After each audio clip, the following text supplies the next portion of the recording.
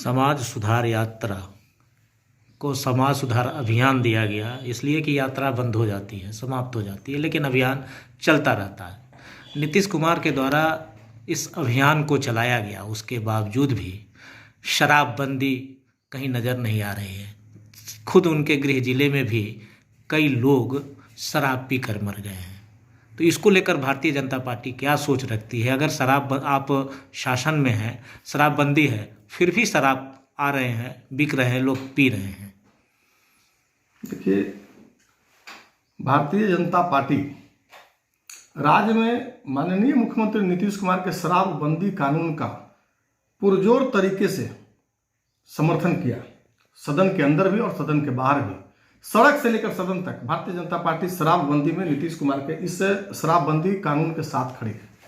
लेकिन कहीं ना कहीं प्रशासनिक चूक है, जो आज इतने दिनों के बाद भी प्रायः सभी जगह, सभी क्षेत्र में शराब पकड़ने में ही पुलिस लगी हुई है। यह कहीं ना कहीं नीतीश कुमार की नीतियों में कमी है।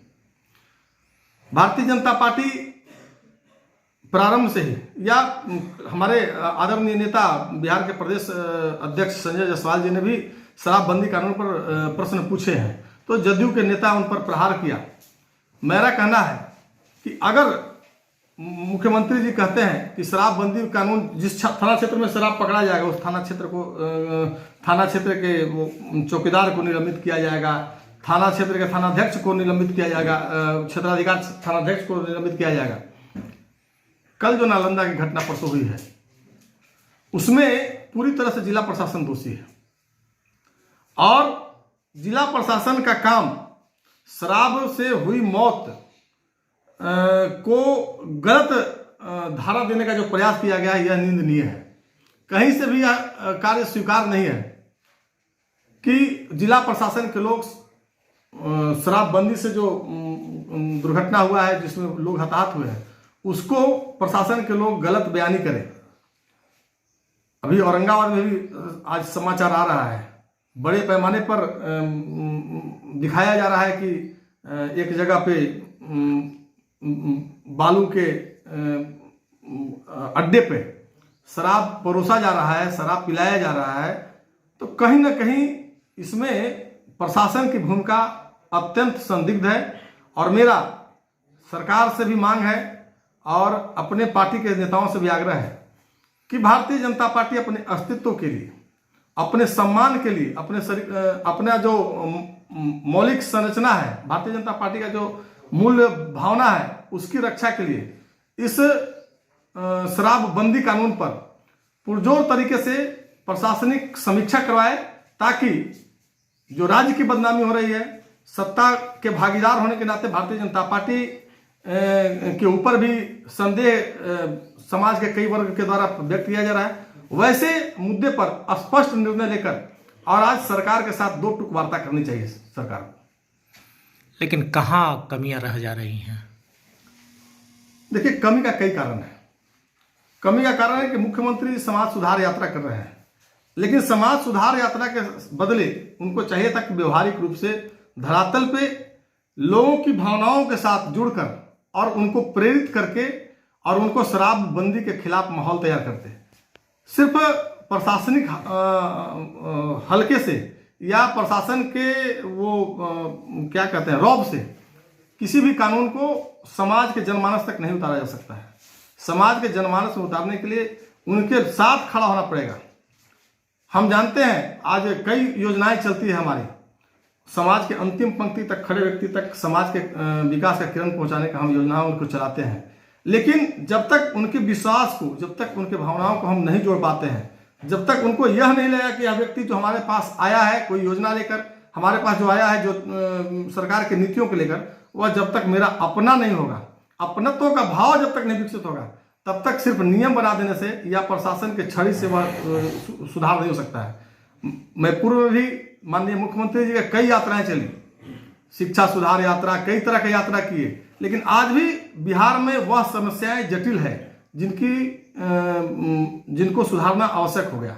आप देख लीजिए, बिहार में वित्त रहित शिक्षा नीति, बिहार के 60% शिक्षा के स्तर को वित्त रहित शिक्षा नीति के लोग संवर्धन करते हैं। बिहार की शिक्षा की आवश्यकताओं की पूर्ति करने में वित्त रहित शिक्षकों की बहुत बड़ी योगदान है। लेकिन कहीं ना कहीं सरकार वित्त रहित शिक्षा कर्मियों को आज भी उपेक्षित कर दिया है, और यही कारण है कि रोज सरकार कई नियम बनाते हैं, पंचायत में उत्क्रमित करके विद्यालय खोलते हैं, उच्च माध्यमिक खोलते हैं, डिग्री कॉलेज खोलते हैं, लेकिन जहां वित्त रहित कर्मी, जहां योग्य फैकल्टी है, जहां पर्याप्त भूमि है, जहां पर्याप्त उपस्कर है, जहां पर्याप्त संख्या में संसाधन उपलब्ध है, और उनको सरकार वैसे ही छोड़ देती है। जहां के लोग पढ़ के बच्चे वहां से पास आउट होते हैं, लेकिन वहां पढ़ाने वाले शिक्षकों के प्रति सरकार आज भी दोयम दर्जे का व्यवहार करती है। इसलिए सरकार को हर दृष्टि से ग्राउंड लेवल पर जाकर और सोचना पड़ेगा, और तभी आज समाज सुधार यात्रा सफल हो सकता है। माननीय मुख्यमंत्री जी चाहे जितना भी यात्राएं निकाल लें, अगर वास्तव में समाज सुधार यात्रा उनको चलाना है, दहेज उत्पीड़न, दहेज उन्मूलन करना है, शराब उन्मूलन करना है, या समाज की कुरीतियों को उन्मूलन करना है, तो उनको समाज को विश्वास में लेना होगा। वोट की राजनीति करने से समाज का भला नहीं हो सकता है। तो जहाँ तक शिक्षा नीति की बात कर रहे हैं और वित्त रहित शिक्षा की बात करते हैं, तो कहीं ना कहीं कमियां हैं, ताकि जो बिहार के बच्चे हैं वो सही तरीके से शिक्षा नहीं ग्रहण कर पा रहे हैं। वही बोल रहे हैं। जिस विषय के साथ बिहार में शिक्षा शब्द को जोड़ा गया है, मानव संसाधन विभाग इसको कहा जाता था। मानव को एक संसाधन, राष्ट्र और राज्य के निर्माण के लिए मानव संसाधन का कल्पना किया गया, और उसी का अंग बना बिहार में शिक्षा विभाग। उसका बहुत बड़ा कारण रहा है प्राथमिक शिक्षा, कई कारण का, प्राथमिक शिक्षा, प्राइमरी शिक्षा और माध्यमिक शिक्षा और उच्च शिक्षा। इन सभी विभाग में, सभी स्तर के शिक्षा में वित्त रहित शिक्षा कर्मियों का बहुत बड़ा योगदान है। और ऐसे सरकारी डाटा है कि राज्य की शिक्षा की जरूरतों को पूरा करने में 60% जरूरतों को पूरा करने में वित्त रहित शिक्षकों का बहुत बड़ा योगदान है। आज जिस विद्यालय को उत्क्रमित करके और सरकार अपनी पीठे थपथपाती है कि हम पंचायत स्तर तक उत्क्रमित उच्च माध्यमिक विद्यालय का कल्पना कर रही है, कभी ग्राउंड लेवल पर जाकर माननीय मुख्यमंत्री जी और सरकार के आला अधिकारी जाकर कल्पना करें उस क्षेत्र में जिसको आपने उत्क्रमित करके और उच्च माध्यमिक का दर्जा दिया है, वहां न तो शिक्षकों की पर्याप्त मात्रा उपलब्ध कराई है, ना ही वहां भवन की उपलब्धता है, ना ही वहां पर्याप्त खेल परिसर का उपलब्धता है, और उपस्कर भी नहीं है।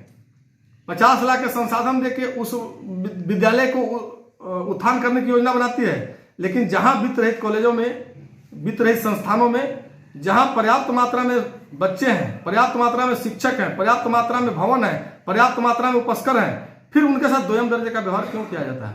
जब तक समान शिक्षा नीति के तहत या समान नीति के साथ सभी शिक्षकों का संवर्धन नहीं किया जाएगा, हमें लगता है कि बिहार में शिक्षा का उन्नयन नहीं हो सकता है।